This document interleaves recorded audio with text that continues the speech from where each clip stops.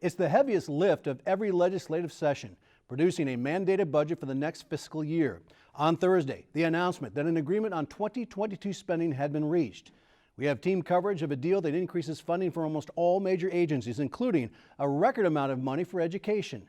We begin with legislative correspondent Jason Doyle's report on the $8.3 billion proposal.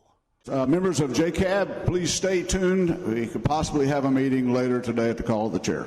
That announcement from the Senate floor on Thursday morning was the first hint a budget agreement had been reached by legislators. 5 hours later, Governor Stitt joined legislative leadership. We're here to announce that we've reached an agreement on the state budget. The proposed $8.3 billion budget includes unprecedented funding for public education, pays for the Medicaid expansion, provides for corporate and individual tax cuts, restores the state earned income tax credit, and deposits $800 million into savings. And bringing our savings account back over $1 billion, keeping us protected from anything that happens to us in the future. We were able to actually restore the cuts and invest strategically in economic diversification, education, infrastructure. For the first time, public education is receiving more than $3 billion from the legislature.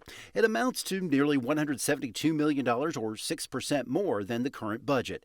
That includes $60 million for increased textbook replacement costs and pays for smaller class sizes for kindergarten and first grade. I know that the House Republican number is a bit lower, but we do agree that with the work we did on teacher salaries a few years ago, that the next step is really investing in classrooms. It's long overdue, and I think our teachers, our counselors, our administrators would all tell you that that's the greatest need that they have right now. So it's nice to have some bipartisan agreement on that.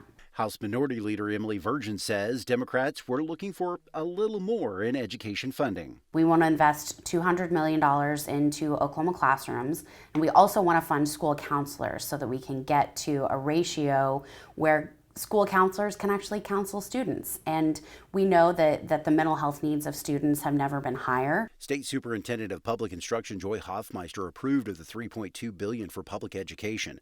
Hoffmeister, who serves as OETA's board chair, says after such a very challenging year in the wake of the pandemic, the budget agreement announced Thursday is tremendous news for students, teachers, and in fact all Oklahomans who benefit from a strong educational system. The other major task for budget negotiators was finding a way to pay for the voter-mandated Medicaid expansion. The initial $164 million needed for the program will be paid for through federal stimulus funds and other expanded funding for health care. However, the SHOP fee, or the fee paid by hospitals to support health care issues, will be incrementally increased to take over when the federal funding runs out.